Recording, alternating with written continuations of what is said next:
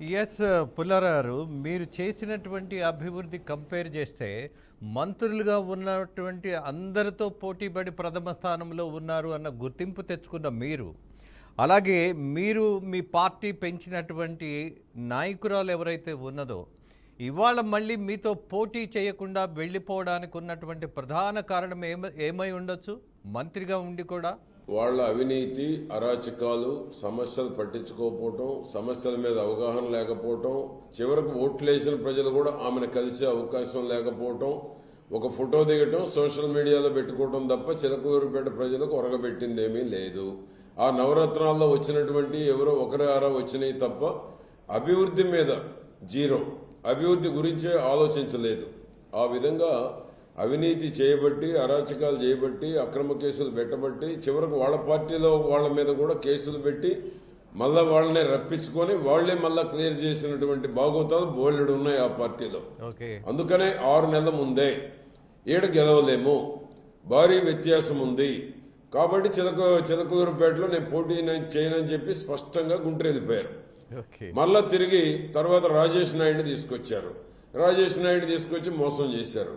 తిరిగి మళ్ళా మనోహర్ నాయుడు అక్కడ ఆమె గెలవటం కోసం ఏది అవసరమో మళ్ళా వారికి ఇక్కడ సీట్ ఇప్పించుకున్నారు. మళ్ళా వారితో ఉన్నటువంటి దొంగల ముఠ ఇప్పుడు తిరుగుతూ ఉంది చిలకలూరుపేటలో.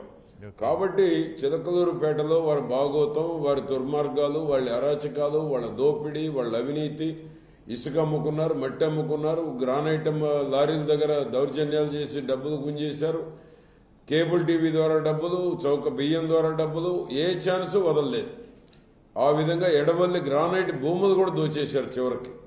ఆ విధంగా చిలకలూరుపేటలో ఉన్న సహజ వనరులు మొత్తం కొల్లగొట్టి చరిత్ర సృష్టించారు. కాబట్టి ఈడ పోటీ చేస్తే ముఖం చూపించలేము, ప్రజలు నిలదీస్తారనేటువంటి భయంతో ఇక్కడ సర్దుకొని ఖాళీ చేసి వెళ్ళిపోయారు. ఆ విధమైనటువంటి పరిస్థితి చిలకలూరుపేటలో ఉంది. భవిష్యత్తులో కూడా ఎప్పుడు కూడా చిలకలూరుపేట రాలేరు. చరిత్ర సృష్టించారు అవినీతిలో, అరాచకాల్లో. చిలకలూరుపేటలో ఎప్పుడూ లేదు గతంలో కూడా ఇటువంటి పరిస్థితి. అటువంటి చరిత్ర సృష్టించి గుంటూరు వెళ్ళిపోవడం జరిగింది, పారిపోవడం జరిగింది. ఎస్ పుల్లారావు, మరొక విషయం, మా కరస్పాండెంట్స్ కానీ అలాగే మాకు సంబంధించినటువంటి రిపోర్టర్స్ కానీ మీ నియోజకవర్గంలో చేసినటువంటి సర్వేలో కోవిడ్ టైంలో కూడా మీరు అధికారంలో లేకపోయినా సరే మీరు ప్రజల పక్షాన నిలబడ్డారు అన్నటువంటి మాట వినపడుతున్నటువంటి నేపథ్యంలో మరి ఇలాంటి నాయకుడిని మీ నియోజకవర్గ ప్రజలు ఎందుకని ఓడించారు అన్నది పెద్ద సందేహంగా మారింది. ప్రజల దగ్గర నుంచి కూడా సరైనటువంటి క్లారిటీ రావట్లా. ఎందుకు ఓడించారు ఆయన అన్న దాని మీద కూడా క్లారిటీ రావట్లా. మీకుందా క్లారిటీ? ఎందుకు ఓడిపోయారు మీరు? ఇప్పుడు ఓడించినటువంటి దానికి ఇప్పుడు పశ్చాత్తాపడుతున్నారు, బాధపడుతున్నారు. దాని ఇంపాక్ట్ ఈ ఎన్నికల్లో చూపెట్టబోతా ఉన్నారు. ఏకపక్ష ఎన్నికలు జరగబోతా ఉన్నాయి. 80% ఓట్లు సాధించేటువంటి పరిస్థితి నాడు చిలకలూరుపేటలో ఉంది.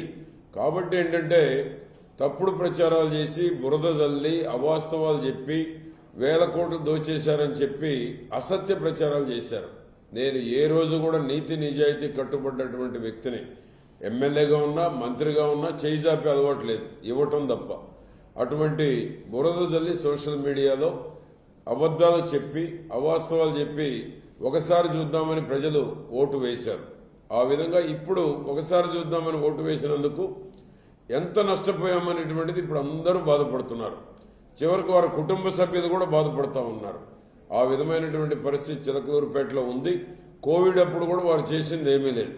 కోవిడ్ టైంలో కూడా వారికన్నా 10 రెట్లు నేనెక్కువ మందిని ప్రాణాలు కాపాడినటువంటి చరిత్ర నాకుంది.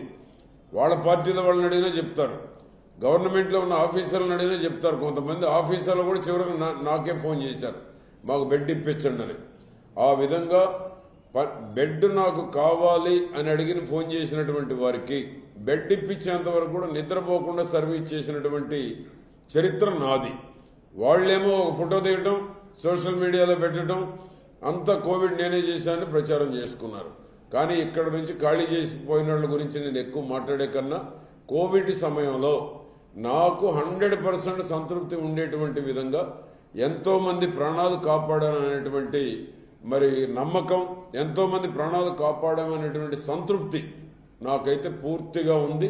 నా ద్వారా సర్వీస్ పొందినటువంటి వాళ్ళు కొన్ని వందల మందిని వాళ్ళు అడిగితే కూడా స్పష్టంగా చెప్తారు. That is my commitment, that is my hard worship.